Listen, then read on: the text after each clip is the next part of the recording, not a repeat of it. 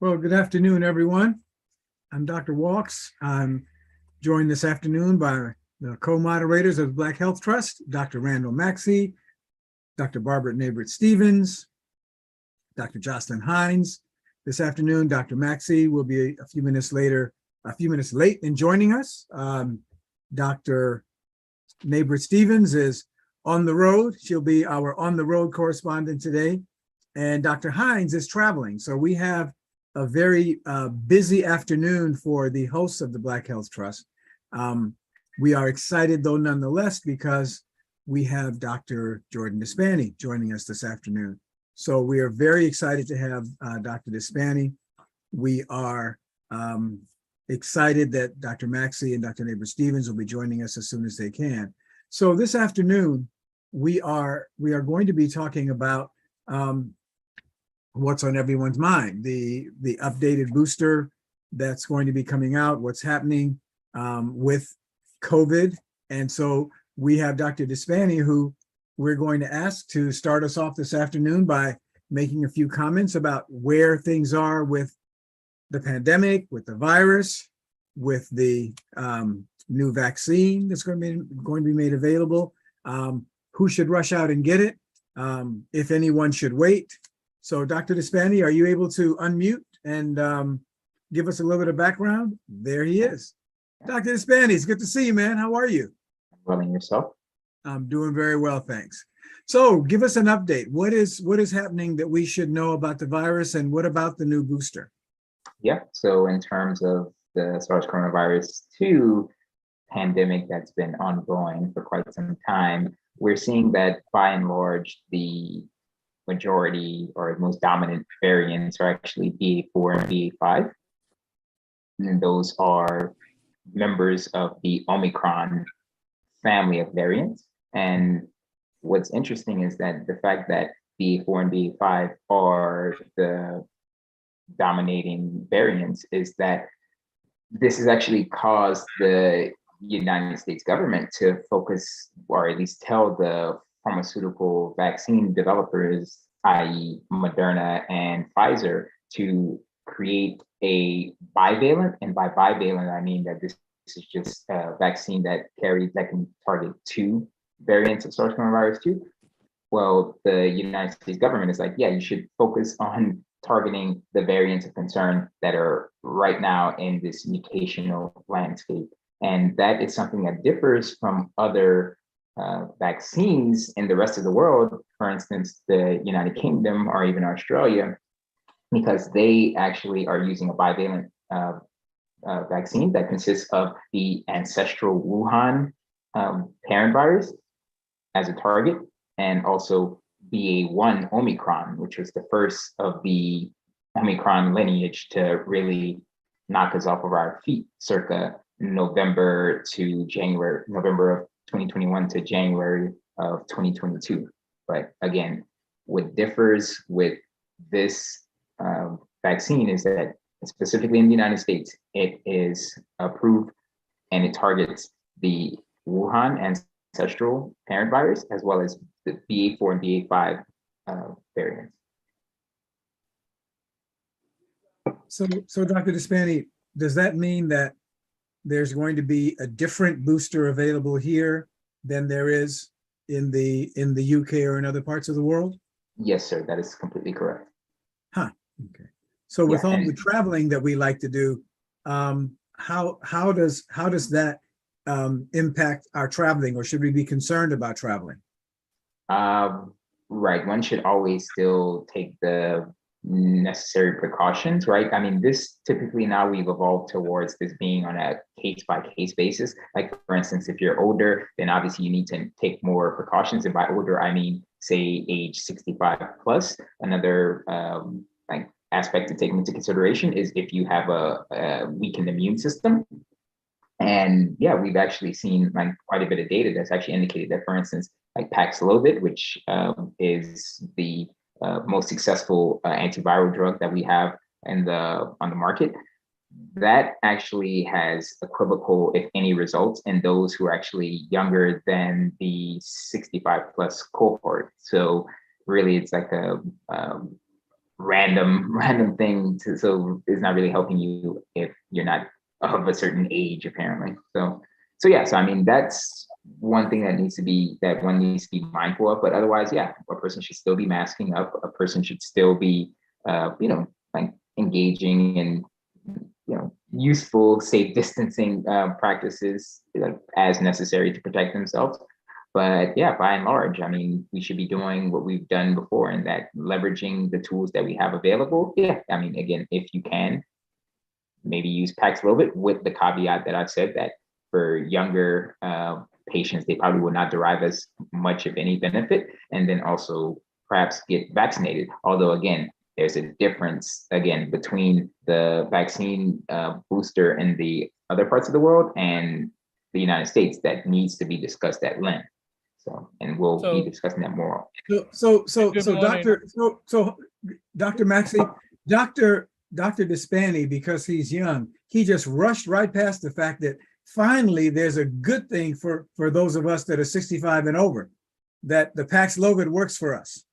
So we just want to celebrate for a minute that it's okay to be over 65 just for one thing, that Paxlovid will work for those who are over 65. That's so true. Dr. Wonder if we can have have Simon project the slides, and we'll have Dr. Despani discuss those with us, you and me. Okay.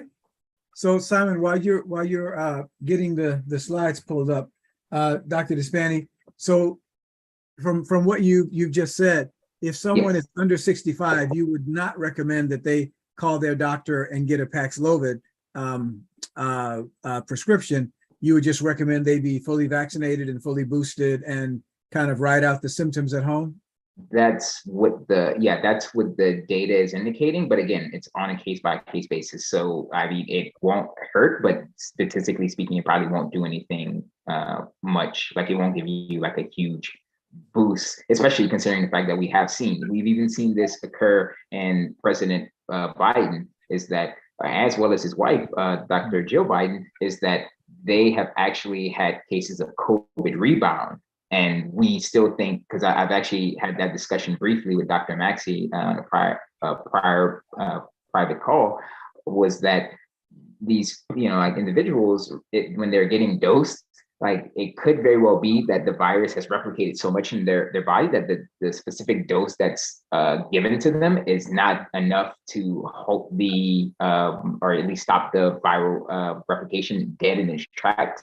So what happens is that there's like almost like a drop, in like the viremia levels, and then afterwards it just rises back up. So that's what's happening whenever you saw, like for instance, in Dr. Anthony Fauci's case, or in Dr. Joe Biden's case, or in President Biden's case, that they each had like this, like down, pivot where they're like, okay, well, everything, seems to be going well, and then it's spiked right back up. So, and again, we don't really know, like, other than this hypothesis that I've just presented to you.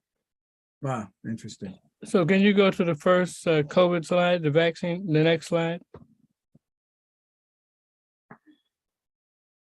So tests and vaccines. The government will no longer offer free at-home COVID tests starting this Friday due to a lack of funding, a Biden administration official said on Sunday. And vaccines may be harder to come by this fall as pandemic response funding dries up across the country. Both of those are very surprising to me and very interesting. Yeah, go to the next one.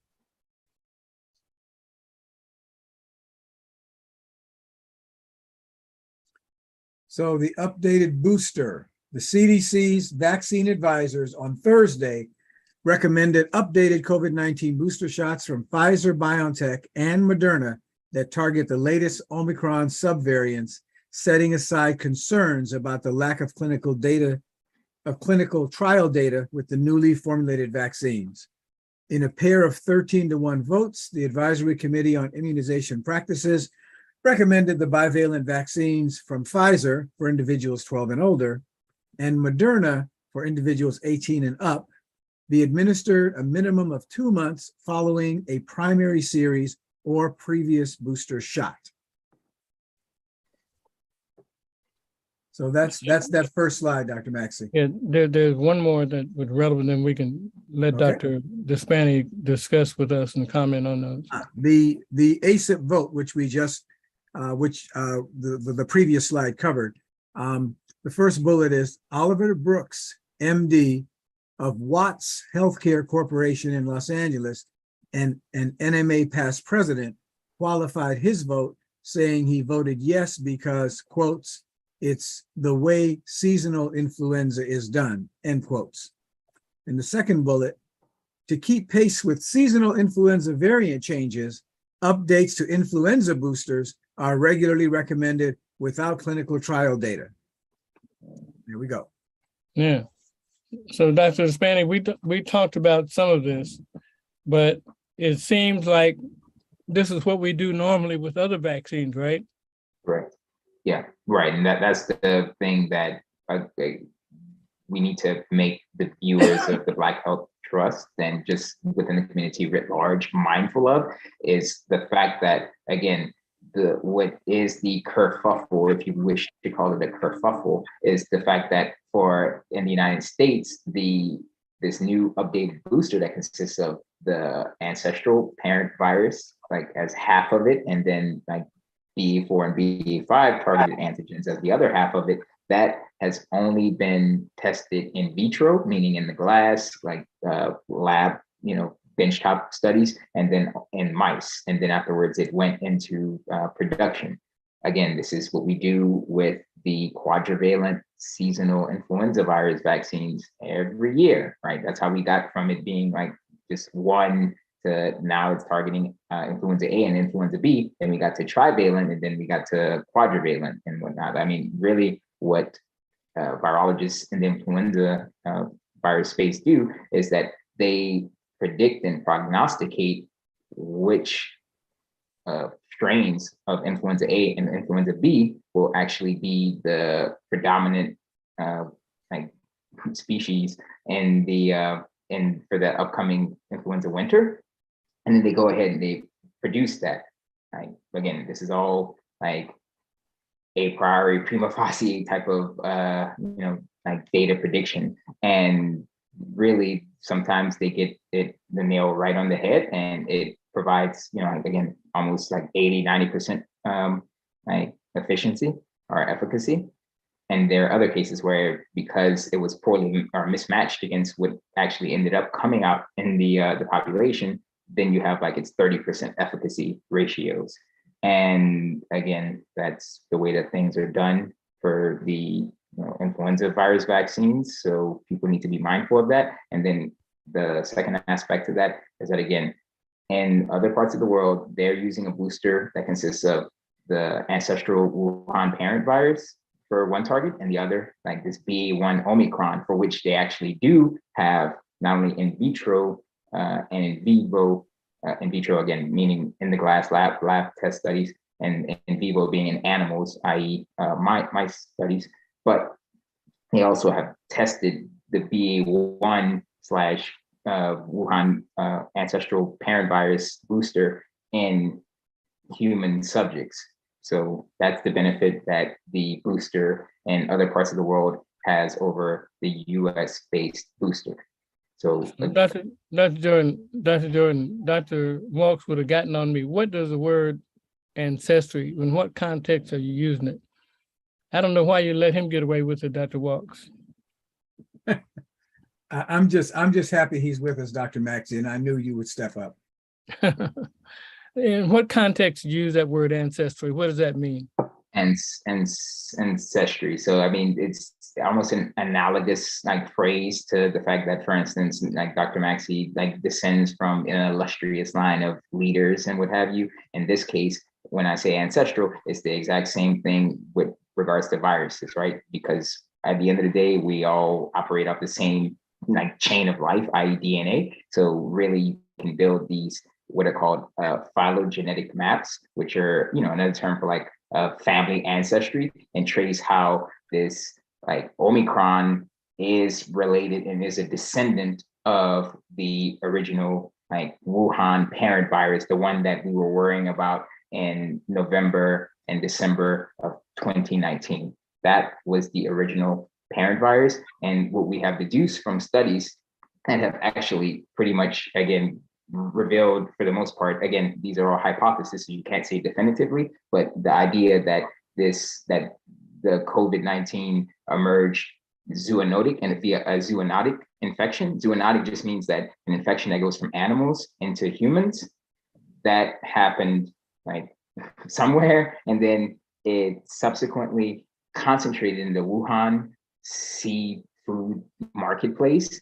And there were two different strains, predecessors, and they came together. And then that's how we got this big fulminant outbreak that led to the pandemic. And that, like, based off of beautiful studies that have been done, we have definitively proven that, versus it supposedly leaking from the Wuhan Institute of Virology. Because again, you can trace all of these things. It's the same way that we trace that HIV-1 originally had its first few infections in the 1960s, right? It didn't just emerge magically in de novo, right? We can trace this, right? And the reason we can trace this is because all of this is based off of DNA, which is the same way, again, that all of us have ancestors. Same thing too for viruses, that Omicron is a descendant of this original Wuhan variant that itself came from two predecessors. And because of that, that's why we still feel the need to include in the booster shot that original ancestral Wuhan, parent virus. So it's like, we're gonna cover you just to, jog your memory again, because remember, this booster is only recommended for those who have completed at least that quote unquote primary series of getting the first two shots of, either Pfizer or Moderna, or I guess now they have Novavax, which is not an mRNA virus. Not an mRNA vaccine. Rather, it's a protein subunit based vaccine.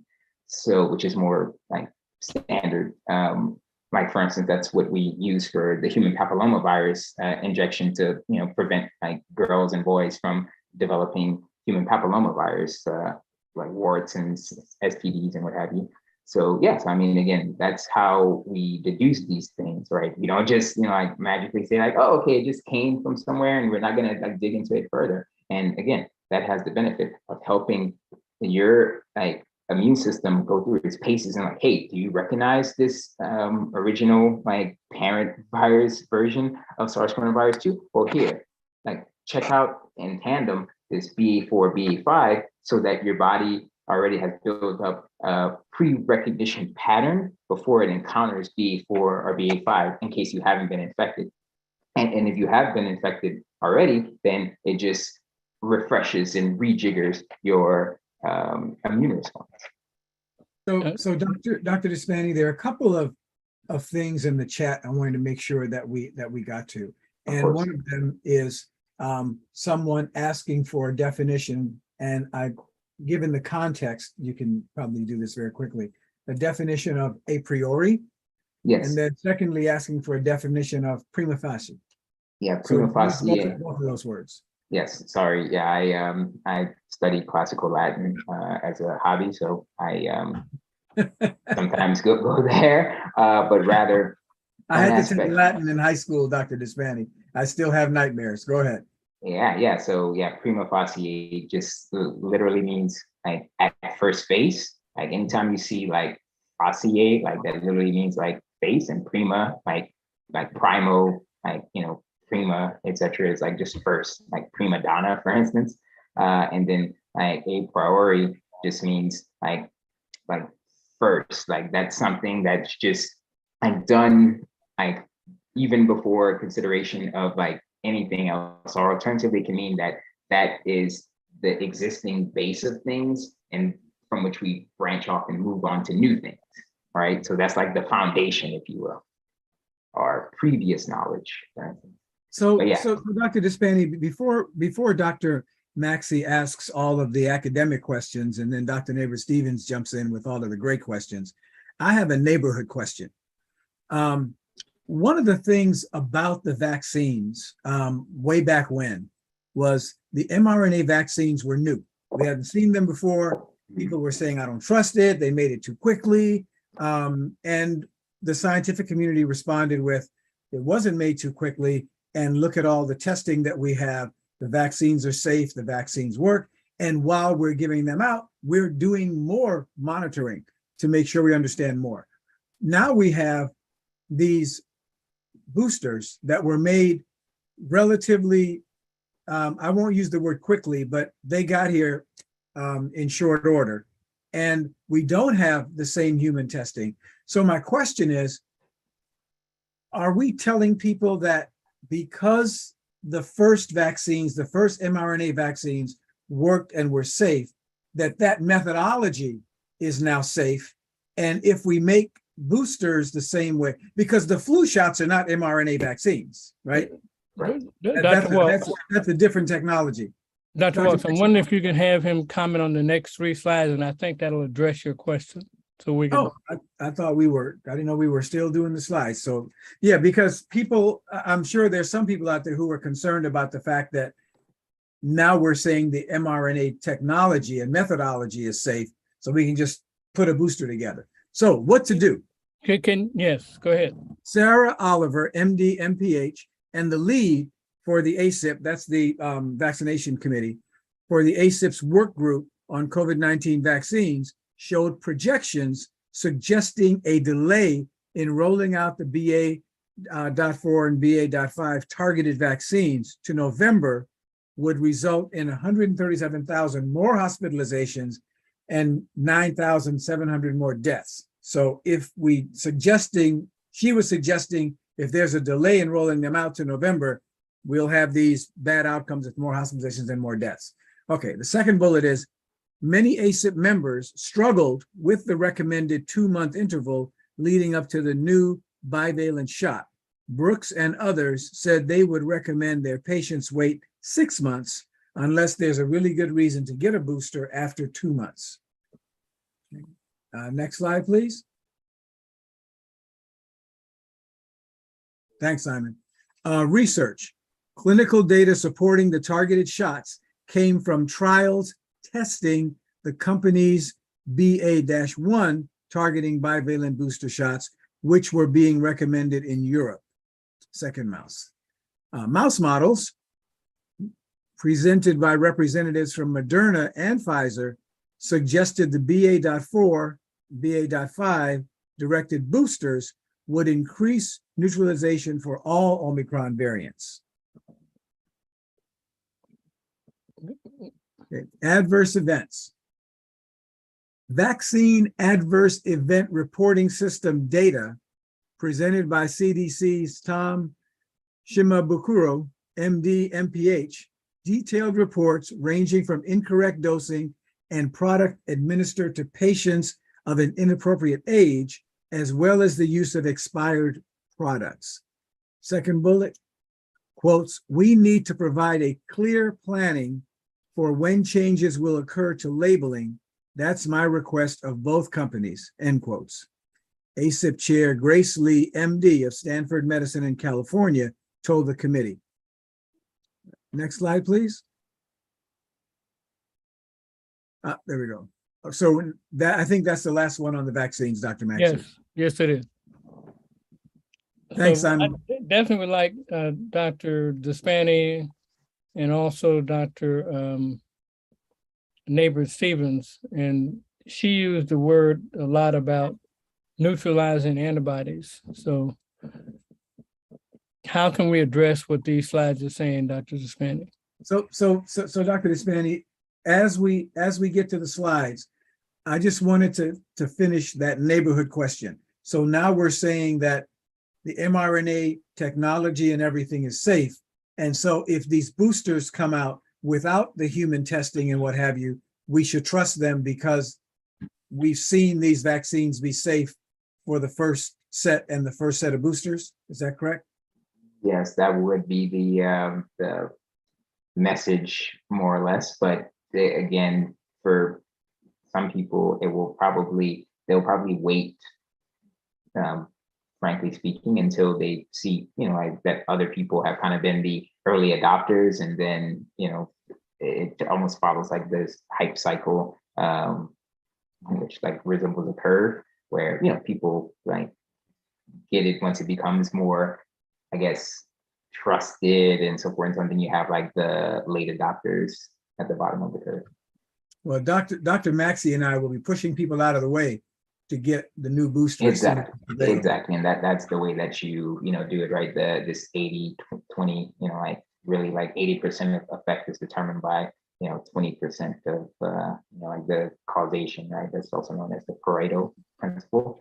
So yes, I mean, you need to have people that are trusted in the community to like really like vouch and like lift up their arms and get the shot to convince some people. Like some other people are already like convinced, right? Again, if billions and billions of doses of these vaccines have been administered across the world, and we are good enough at determining like how many people like do have these adverse events, which again, for any drug, you have adverse events, and like the ones that you really have to worry about are like SAE, significant adverse events, right? This happens with all of these things, right? Because the body is a very complex system, right? We don't necessarily understand the human body and all this like beautiful intricacy the way that we do, say, for instance, like a semiconductor chip, right? Like that's wholly like man-made, whereas for the human body, right, we're trying to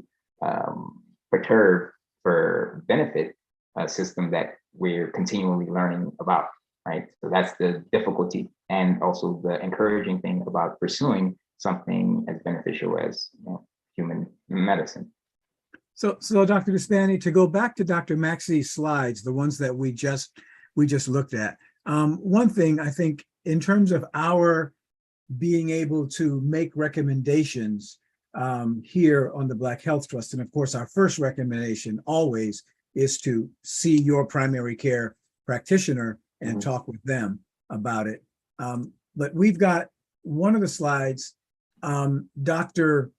Brooks was part of the ACIP committee, or I'm not sure he is, but Dr. Brooks, the past NMA president, is saying that he's not going to recommend his folks get the shot before 6 months after they've had their last booster. But the recommendation from the ACIP work group, it looks like, is that folks get it 2 months later. Can you clarify how they're breaking that down differently and how we should sort that out? Right. So the reason why this gentleman is recommending after 6 months is because there's not like magic in the process of getting vaccinated, right? Whenever you get vaccinated or get boosters, it literally takes your body approximately 2 weeks to build up like antibodies. Again, typically it's, well, for initial, like, I guess dosing, yes. Sometimes it's usually less if your body is responding to something that it's already recognized. But again, you typically want to allow 2 weeks for your immune system to like ramp up. And then, so it like ramps up again, like on a like exponential on a curve. And then slowly it starts to dwindle again. And that typically dwindles down over a time course of say 3 to 4 months. So probably you're back to baseline almost by month 6. So that's probably what prompted his 6 month window, whereas others take a shorter time course, I suppose. So. Does Dr. Neighbor have a comment? Can we hear her? You hear me? It looks like you're on mute, but we can still hear you. That's weird. Well, let me know when you can't hear me. Good afternoon, everybody. We can hear you. We can hear you. Okay. I want to go to something that I hear anyway. There was a comment made, and Dr. Despani elaborated about the prognostication that's made each year regarding what elements to include in the influenza vaccine, and that same process was employed in the development of the new one that's just been released. I have yet to really see, not that I have the access to all the information in the world, but I haven't seen yet what the real level of confidence has been around the choice of B1 and B1. Because when they first started talking, the reason I'm concerned and want more information is because when they first started talking about Uh-oh. Dr. Neighbor-Stevens, we lost your audio.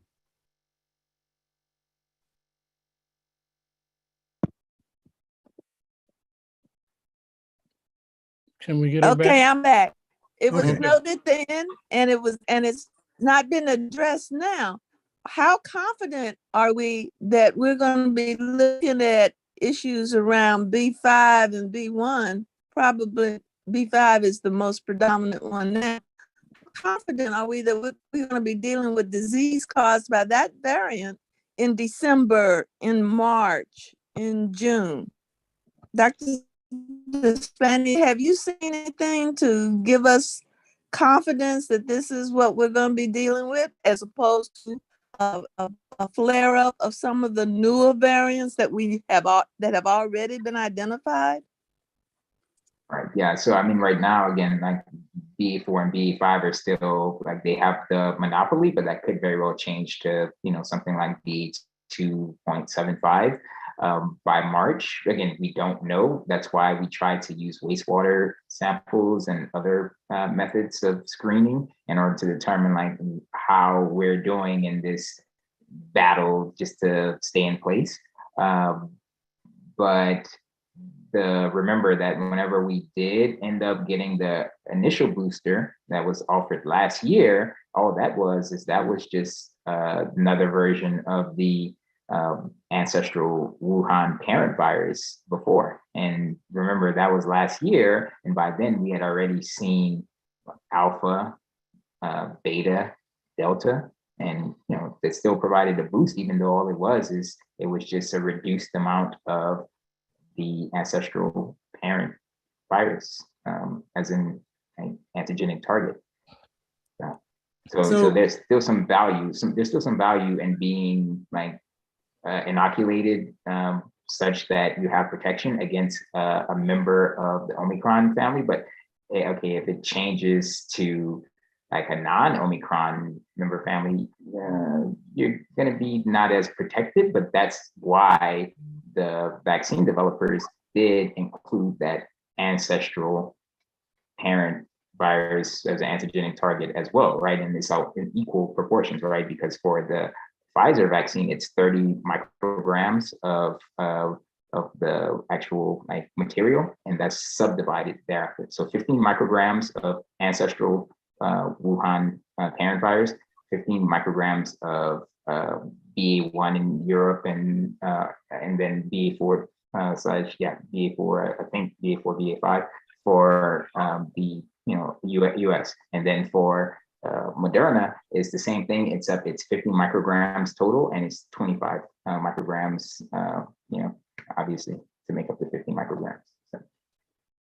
So Dr. Despani, one of the bullets on slide number 8 in support of what you're saying is that the bullet reads that the mouse models presented by representatives from Moderna and Pfizer suggested that the BA4 and BA5 directed boosters would increase neutralization for all Omicron variants. So I guess if things stay in the Omicron family, then we're probably okay. But to Dr. Neighbor-Stevens' point, if things jump out of the Omicron and we get a whole new family of variants, we may not be as protected. Which is similar to how we do with the flu, right? They give us the best guess when they're making it, and then we see what actually shows up. Correct. Yeah.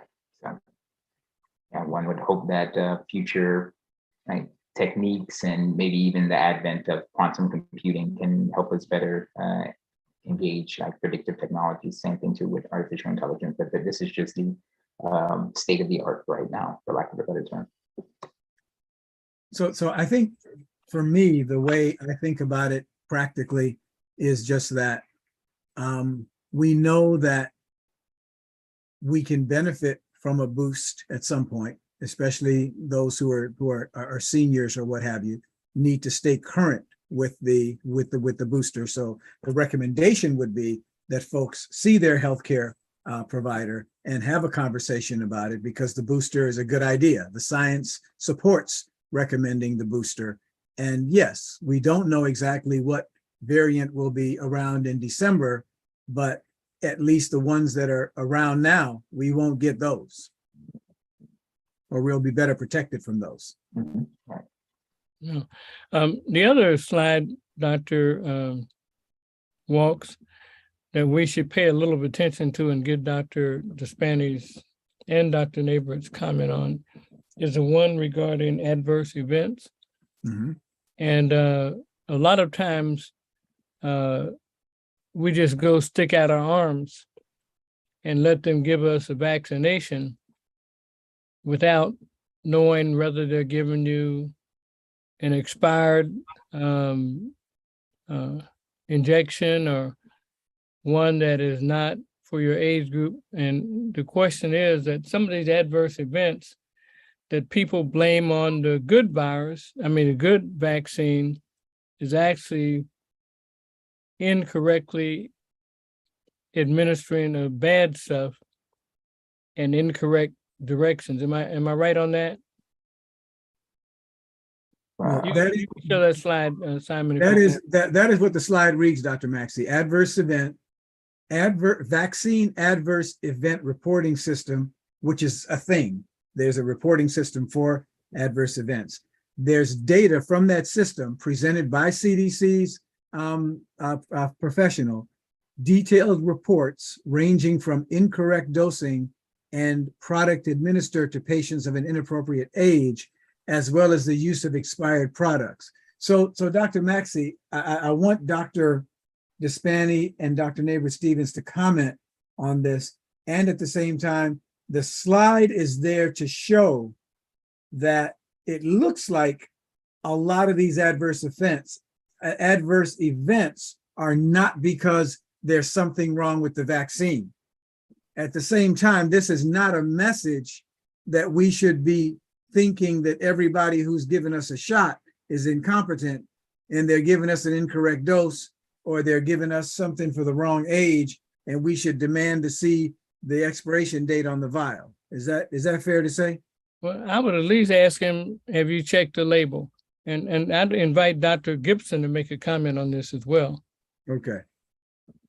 Yeah, I would probably, for what it's worth, whenever I go for my shots, whether it's influenza virus or COVID and whatnot, right, I, do make sure to query my provider, right? And there's just provide information about myself, I have, this, XYZ, and just make sure that this is, everything is all normal and whatnot. And in some cases, I think it was for the booster, they were kind enough to, just show me all of the actual labeling information and whatnot, because I'm actually a stickler for, and I guess that was a pun, stickler, because I get stuck in the arm. I'm a stickler for supporting Moderna. So I, typically get Moderna's products for SARS coronavirus 2 protection.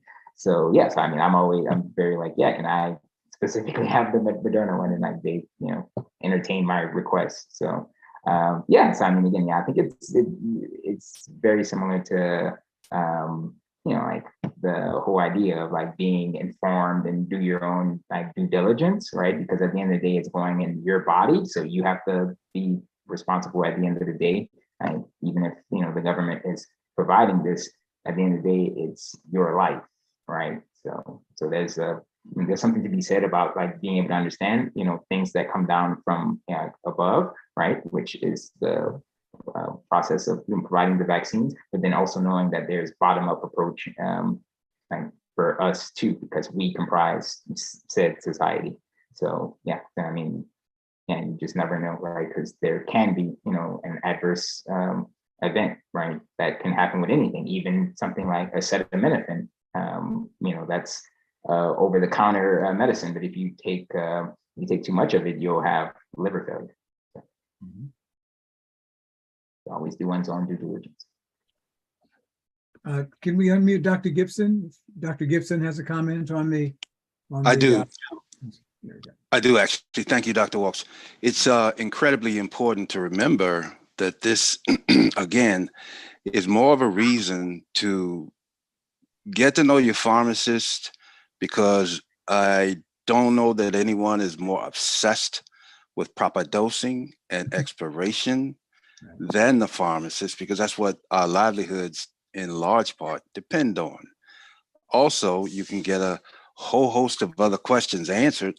Now, this is not necessarily, or would not have been necessarily, the case with, shall we say, factory mill type situations where you have very long lines and such. But the people that are interested, inquiring minds that really want to know, we'll figure out ways to get to the folks that can answer the questions and make sure that they get what they want. But if you really want to get your vaccines and boosters done right, writ large, as Dr. Despani would say, is check with your pharmacist. Right. Yeah. Yeah. At the end of the day, like the pharmacist is essentially like a healthcare ambassador, right? You know, like that. We're in a healthcare system in the United States wherein the physicians are crushed on, you know, both sides in terms of not being able to fulfill their expected aim of being able to see the patient, because they have to deal with all kinds of bureaucracy and whatnot. Whereas it's a different environment in which you find yourself with the pharmacist. That's why, you know, they're usually often a first medical point of contact, precisely because, again, you can go and to like a retail pharmacy and get these specific questions, like to a clarification about your own health, like answered and whatnot. And, like, they do it with a like rigor that is second to none. So. Is there anything in the chat, Dr. Walks? An interesting question in the chat. Yes. Dr. Sherrod had a question that there is apparently some new data that suggests that folks who are boosted may take longer to test negative after a COVID infection, in some cases up to 90 days.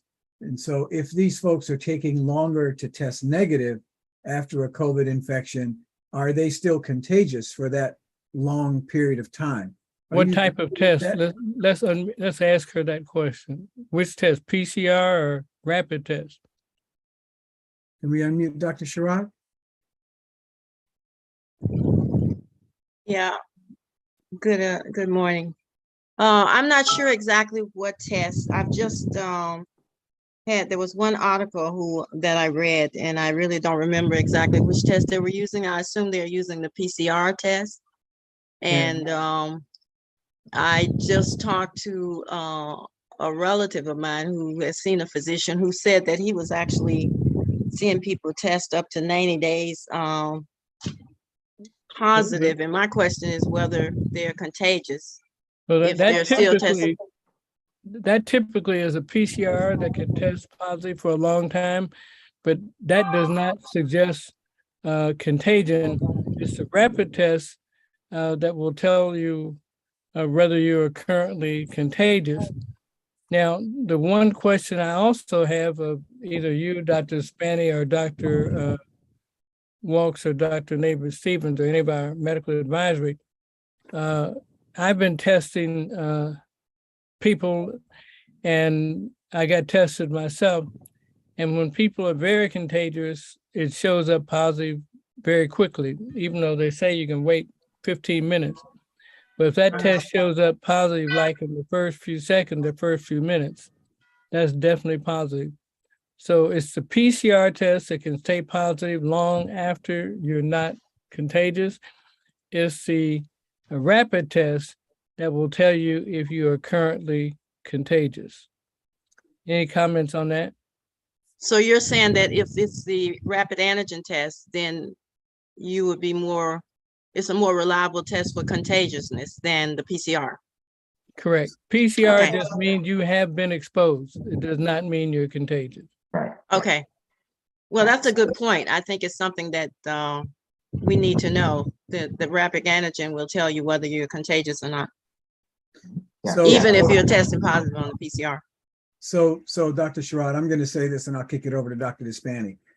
There was an article that the current CDC director was involved in authoring that spoke against the PCR test because of that, because it can stay positive for a long time, and recommended the use of the antigen test to see if folks actually were currently contagious. I don't know how, but somehow after all of that, everybody decided to use the PCR test. So if you're traveling, they want a PCR test, and which really makes, it didn't make any sense to me. And maybe Dr. Despani, you can help us understand why, when I guess the science was that in order to see if somebody was contagious, we should get the rapid test, that everybody, all the airlines, everything went to, you better bring a negative PCR test. Do you know how that happened? So just going off of like scientific principles, the difference for the PCR and like why the PCR test is considered the gold standard from laboratory bench studies all across the world, just basically derives from the fact that what you're doing is you're taking like any minute possible trace of like viral genetic material, in this case RNA, and then you're amplifying it through the polymerase chain reaction. So if there's any like evidence, any genetic evidence there, it's going to be amplified. And this is obviously used for a myriad of other things, like just like laboratory research. This is used for like, you know, determining, like solving forensic cases and so forth and so on. So it really is like the gold standard. The problem though, is that in this case, like what Dr. Sherrod is mentioning, is that because it's so sensitive, right, it will still be, you know, you're testing PCR and like it's going to pick up like any tiny minute trace of that genetic material, because that's what it's used for. Like for instance, whenever I worked in the laboratory and I had to do like research, right, we had to completely clean and sterilize the environment before you worked with any like genetic material, because otherwise, instead of amplifying the type of thing that you're supposed to be doing for your laboratory experiment, you could be amplifying your own DNA because you may have accidentally sneezed like in the area, and it's going to get all amplified. And it's going to be like, oh, you know, like all of this is the same thing there with any like trace genetic material, like will be amplified. So on the one hand, it's like a double-edged sword because it's a gold standard, but then it's overly sensitive. But the reason we use it is because that has like a quantitative aspect to it. Whereas with the antigen test, they're rapid and whatnot, but they're a qualitative test in as much as it can only tell you like a yes, no, regarding whether you're infected. But notice how the reason the antigen test works is based on the principle that it is specifically looking to tell a person like if they have this spike protein and, you know, like if it's there, right? So just like a yes, no, right? Whereas for the PCR test, it's looking for the viral RNA of SARS coronavirus 2. So much more sensitive tests. And yeah, so they're complementary, but not necessarily like one-to-one. So Dr. Despani, when the person next to me is sneezing, I want to know yes, no. Do they have live virus that they're going to give me and make me sick? And so I think it's weird to me that for purposes of finding out if somebody is contagious and they're going to spread the virus, we don't use the test that gives you the yes, no. We use the test that tells you, well, maybe they had the virus 2 months ago and there's some fragments around, but they're not contagious anymore, but their PCR is still positive.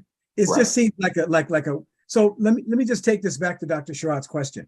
Mm-hmm. Without a clear source of the article and the kind of scientific rigor that you always look to, Dr. Despani, it would appear that this is just another statement about the fact that PCR can pick up fragments up to several months after someone has had the virus.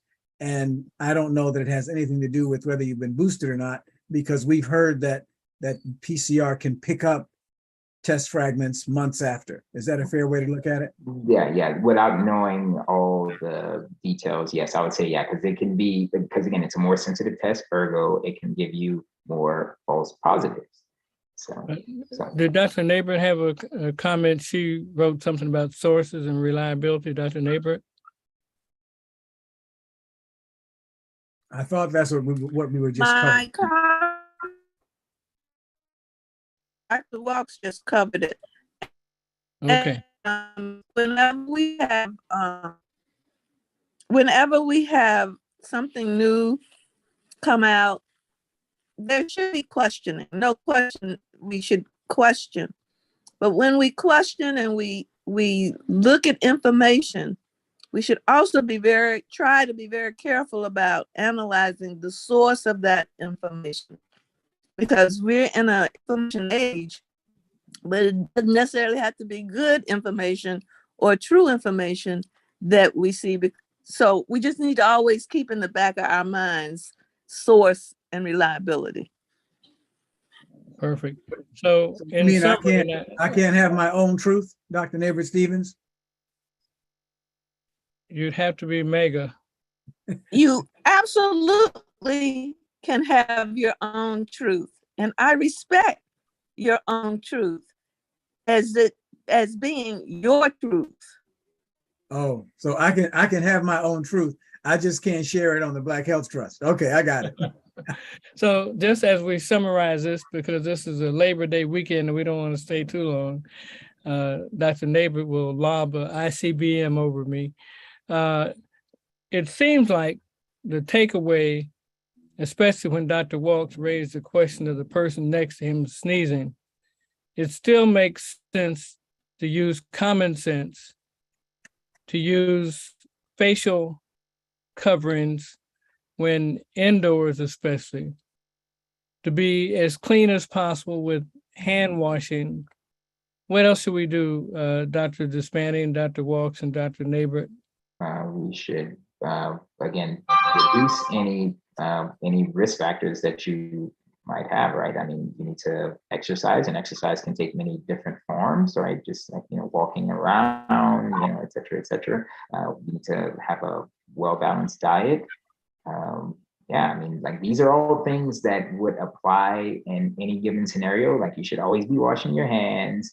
If you know that you're dealing with a respiratory virus, not just SARS coronavirus 2, but even something like respiratory syncytial virus or influenza virus A or influenza virus B, masking is, it's a perfectly fine practice that has been used by other cultures, specifically like East Asian cultures, like before successfully.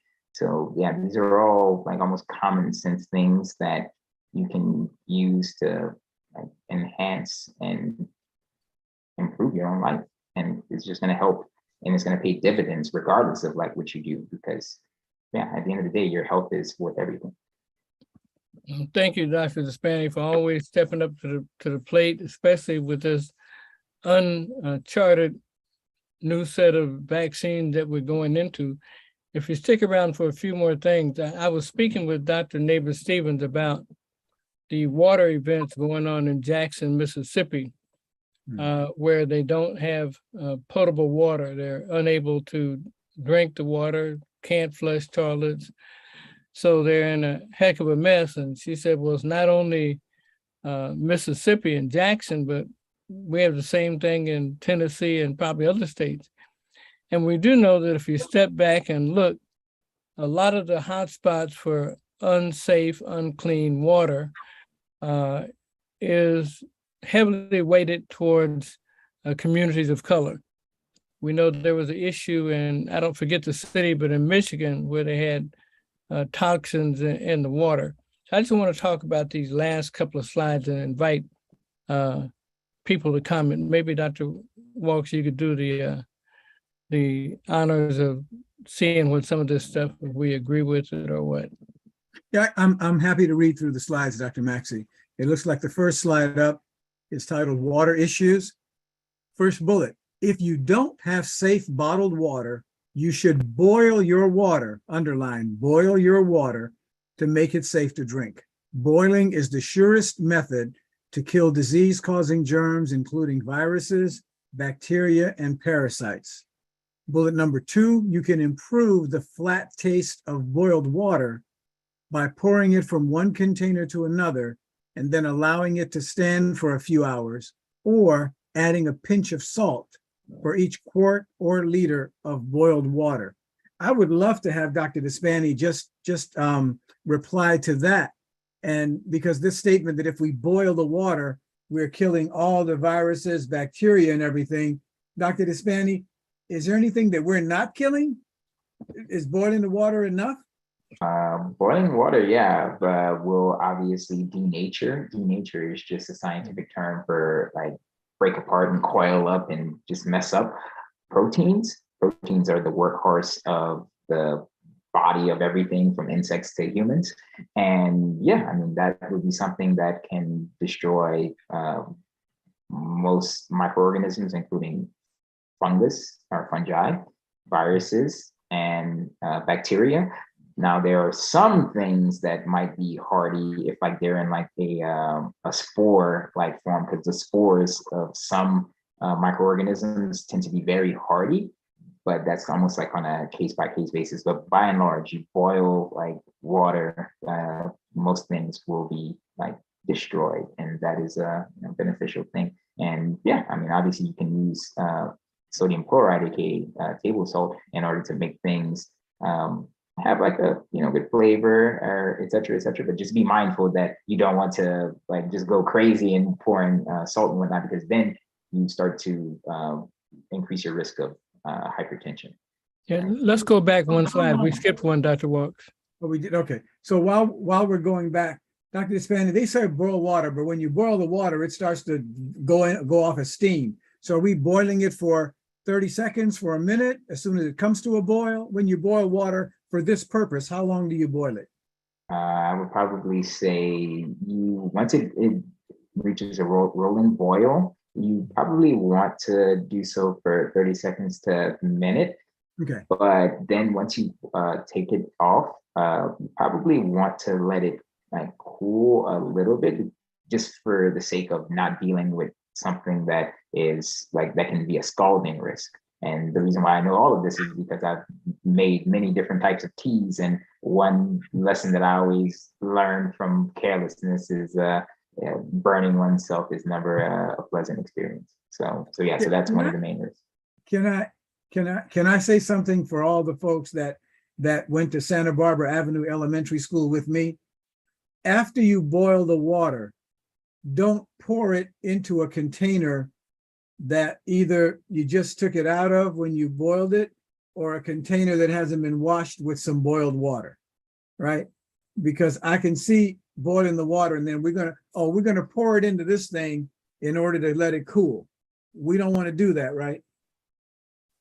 Right, and then also the material makes sense. Like you need to be mindful of the material as well, because like say if you boil in like a plastic like cup or thing, like then you're gonna start to cause the dissociation from the actual material of like microplastics, and now you have to worry about microplastics and what have you. So yeah, be mindful of things. And yeah, also in the chat was mentioned that this won't solve anything like metal contaminants and things like that, like which is also something that you have to worry about with like say rice has like arsenic, high levels of arsenic toxicity and so forth and so on.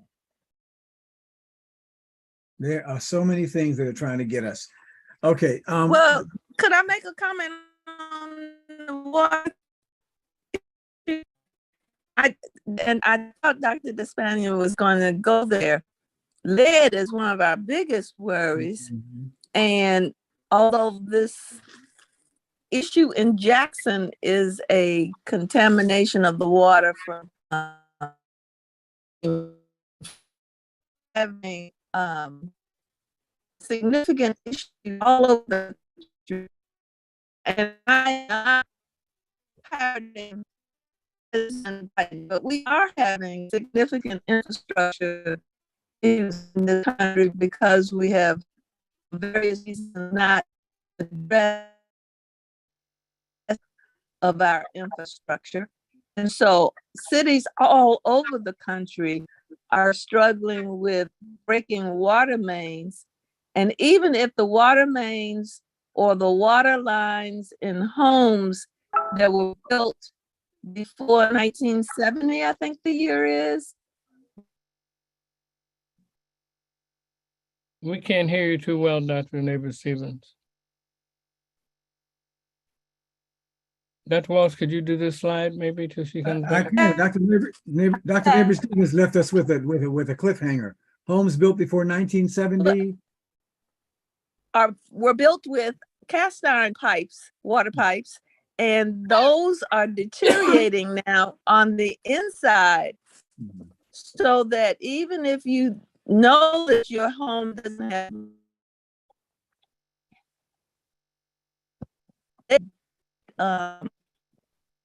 iron pipes that are deteriorating. So we've got issues with our water supply all over the country. Now, having said that, it is not equal, as nothing is ever equal when it comes to our community. So if you are in a community that has older housing, or a city that has not addressed its waterworks in a significant way, you can very well be in the same situation that Jackson, Mississippi found itself in, which, as many of you probably also remember, they didn't just start having this problem. They've been complaining about, I remember at least 2 years ago, the mayor of Jackson on talking about water contamination. And we should also remember the water contamination issues in Texas. I mean, this problem is all over. And we need, as a community, to be aware of it. And again, holding our local officials accountable to take the steps necessary to protect us. Yeah, whenever there's white flight, that messes with the tax bases and they don't have the same motivation to take care of the infrastructure. So you're very right on those things. So again, it's structural racism. So I'll get to this slide. Let me say, as a former public health officer, to Dr. Maxey's earlier point and Dr. Neighbor Stevens to your point just now, all of those things that we worry about seem to hit communities of people that look like us, communities of color. And you find that there are infrastructure problems. There's water that's contaminated. There's lead in the paint.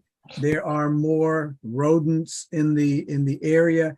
And I think these are all things that we need to be vigilant and visible and loud about, and let people know that it's not okay to neglect these communities. It's not okay to neglect the infrastructure, and it's not okay to wait until either people are being injured in some way by the failing infrastructure, or it's a national news story and all of a sudden now the governor, it's whether it's Flint or it's Jackson, it seems to be someone that looks like me jumps up and is saying that people are at risk, and then there's a governor that comes in. I don't understand how that works. I think Dr. Maxey just explained it with only 2 words. So we just have to be visible. We have to be loud about what's happening in our communities and not wait until someone is hurt. Having said that, safe water issues.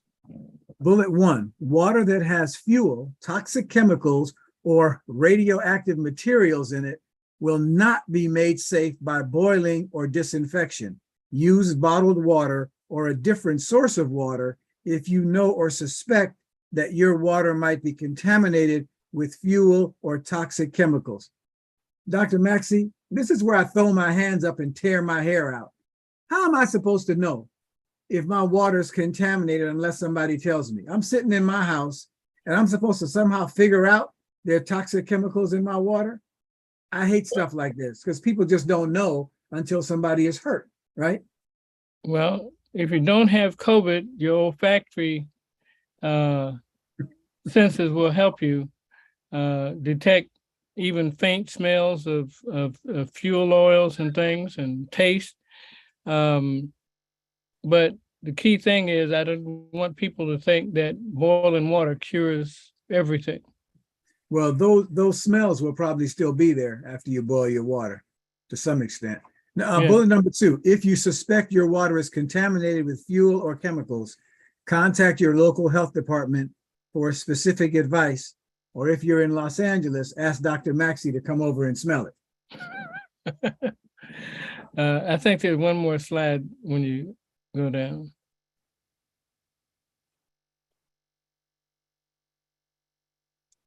After the end.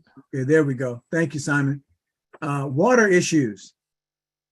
If the water is cloudy, first filter it through a clean cloth, paper towel, or coffee filter, or allow it to settle. Then draw off the clear water and follow the steps below. Bring the clear water to a rolling boil for 1 minute at elevations above 1 minute. At elevations above 6,500 feet, boil it for 3 minutes. Let the boiled water cool. Store the boiled water in clean, sanitized containers with tight covers. Okay. So this material is directly off the CDC website that talks about water issues, and there's a lot more detail than we had the ability to put on the Black Health Trust. But this brings me to, I think, my final point. We've got elections coming up. Now, we're not political, and we're not able to tell people whether they should vote red or vote blue. But we do know we want to vote for people who are most likely to have the interests of communities of color in mind in the laws and rules that they pass. Mhm. And it's been said many times on both sides of the aisle that elections have consequences. Not only who's going to be the dog catcher, but who's going to look out for your health care. And it sounds strange to me that some people claim that they're conservative and don't believe in big government. They don't believe in the government controlling things until it's things that they want controlled. So you have to be very wary of who you listen to and what you vote for, because elections do have consequences. So before we get final comments from our co-moderators and advisors, next week, we're going to have a talk and a discussion again around violence in the brain. And is Dr. Wall still on? Can you unmute him a minute just to tell us the real title for the 11th? I don't see Dr. Maxey. Okay, he was on earlier. Yes, But he gave, I'm here. Oh, there he is. Okay, sorry. I'm Dr. sorry, Wall, Dr. in a brief second, can you tell us our title for next week? Well, I would like to do part 2 of the neuropsychology of violence, which I did not do for the lay group.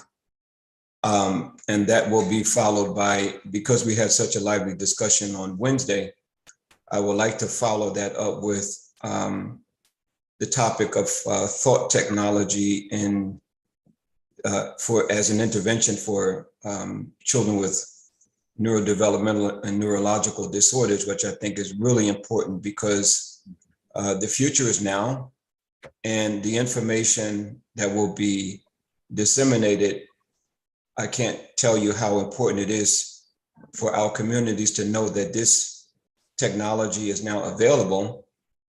And I will also be discussing ways and means to access that those interventions for our community to assist them. Well, thank you. Dr. Neighbor-Stevens, and when is our climate person coming? What date? Dr. Maxey, I am not where my notes are, but I believe it is the 25th. Okay, and then who is it that will be speaking then? Again, you've got me away from my notes, which Okay. are in Nashville. I hope when it's Dr. Armin something, right? Yes. Okay, and I hope those alligators on Alligator Alley don't get you. And we No, also, I'm not in Florida now. I'm in Alabama. okay, they got alligators down there too. Dr. Sherrod, we have a guest that you recommended speaking on the 18th. Who will be speaking and on what? Is Dr. Sherrod still on? So we have another Dr. Sherrod, who's a PhD as well as an attorney, and she will be speaking on molestation and some of its issues and problems on the 18th. So we've got an exciting next few weeks coming up. So in terms of final conversations, Dr. Walks? Dr. Maxey, I just want to say again how important it is that Dr. Despani joins us for these conversations. We need the sort of credible, science-based, verified approach that Dr. Despani takes to all of this and is still able to break it down for us so that we can understand it. I just really appreciate Dr. Despani's willingness to come back to us time and time again. And Dr. Despani, it looks like we're going to have variants time and time again and vaccines time and time again. So don't get tired of us. Or as Dr. Maxey would say, do not get weary in your well-doing. We really appreciate you. That's all I got, Dr. Maxey. Okay, and before Dr. Neighbor-Stevens, Dr. Despani, first of all, I want to express the same thing that Dr. Walks did, and thank you for always stepping up to the table and giving us high-level information and breaking it down so we can understand and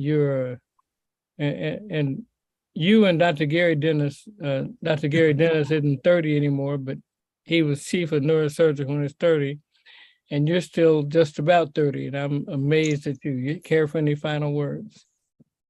Yeah, I mean, just really that we are now in the era where one of the horsemen of the apocalypse, pestilence, we thought that we had it slain with the innovations of the 20th century, including vaccination by Edward Jenner and whatnot. And the reality is that we're seeing time and again that old scourges that we thought that we had beaten back, like poliovirus, is returning.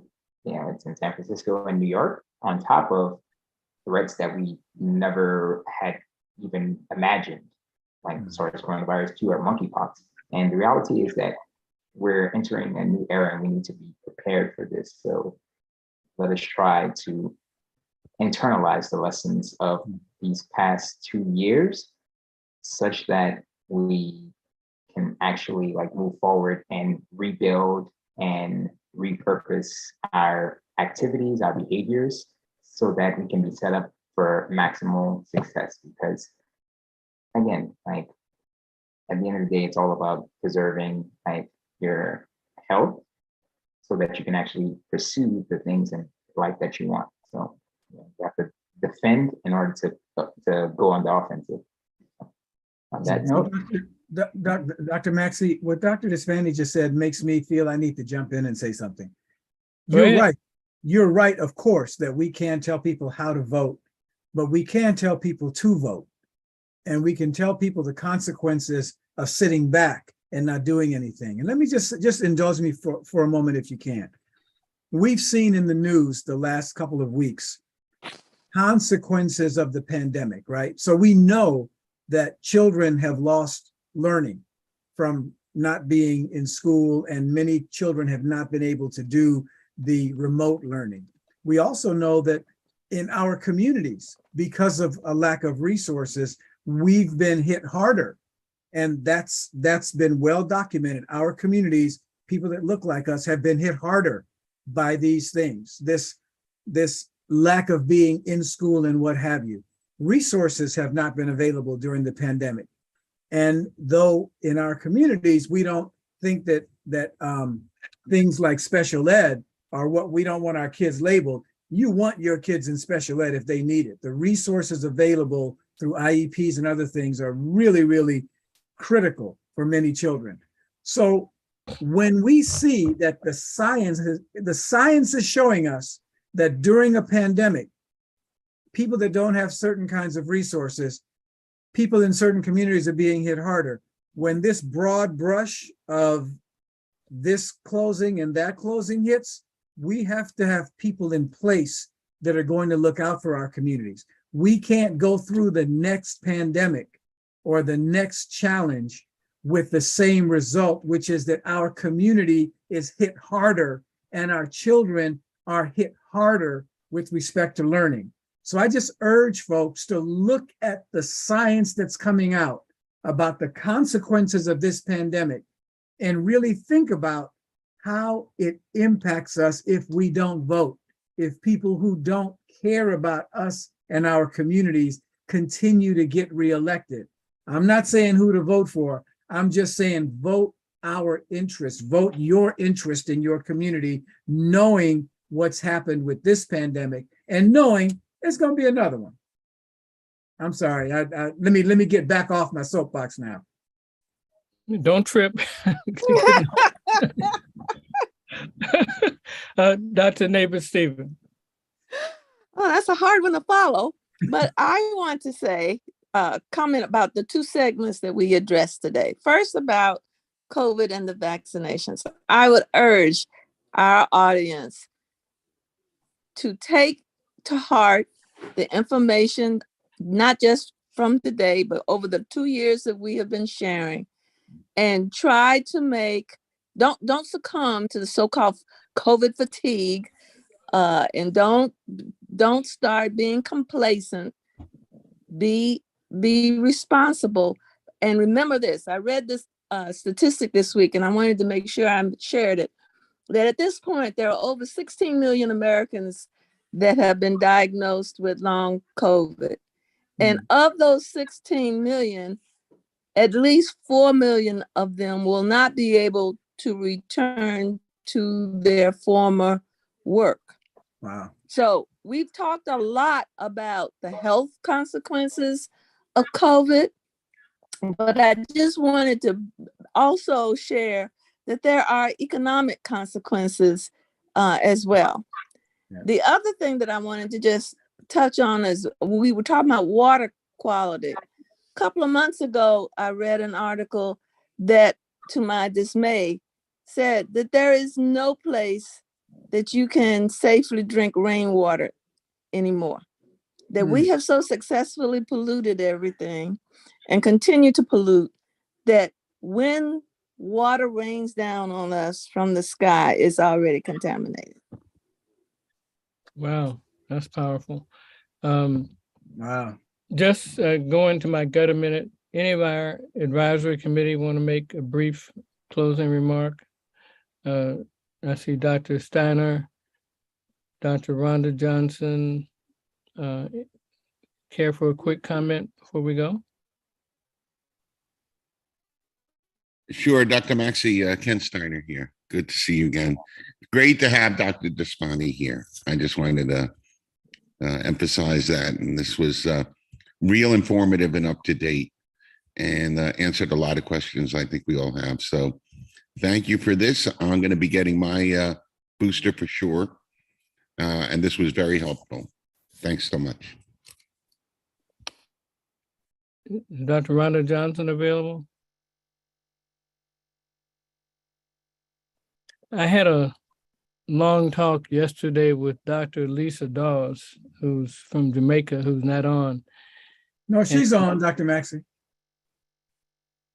Dr. Lisa Dawes, do you care to make a final comment? I was just going to speak very briefly on the case you talked about yesterday regarding the guy who's stage 5 ill with monkeypox. I came in as I can see why he said I wasn't going to be here today, because I am actually out in the country. So don't have us where I was. We don't have good data. But what I was going to say is that we have a gentleman who has AIDS, who has coronavirus, who has monkeypox, who has herpes, Oh, and a very low CD4 count. And we're having trouble trying to get the monkeypox and the medicine to treat him. We ordered it, but we haven't been able to import it yet into the country. He's not doing as well. Oh, wow. So I started to start the program even though I was late. I went to church today, Dr. Walks, and I told Dr. Neighbor I went to an old Baptist church and they started out with a song called I Love the Lord, He Heard My Prayer. And we know that a lot of our patients and friends and participants need prayer. We ask you to be safe. Be safe, use common sense. Thanks, everybody. Enjoy your Labor Day weekend. Have a good night, everybody. Good afternoon. And I should say the guy came from the US. So it is not a Jamaican, he's an import from the US. we would like to apologize, Dr. Kerwin Dawes. We're sorry. Is Dr. Jordan on to rebut that? Is Dr. Jordan there? Dr. Jordan is on mute, and we've done enough damage today, Dr. Maxey. And by the way, that song. But I agree with Dr. Jordan Despani in that the future is changing. We are going to see more and more viruses emerging. There are going to be more mutations, and we have to prepare. I can't say I know yet the proper way that we all should prepare, but this is what our present is and the near future. And isn't it interesting in a sad way that someone can travel from one place to another, carrying with them so many different challenges, and bringing something like monkeypox to a place where the treatment is not available readily, but the spreading of it is readily available. As Dr. Despani said, and you said, Dr. Kerwin Dawes, it's a very different world, and the world is ever changing. The one thing though, Dr. Kerwin Dawes, you can help me with, Dr. Barbara Neighbor Stevens made me very sad when she said that the rainwater is already polluted, because the last time I was in Jamaica, we depended a lot upon rainwater. Is the rainwater still good in Jamaica?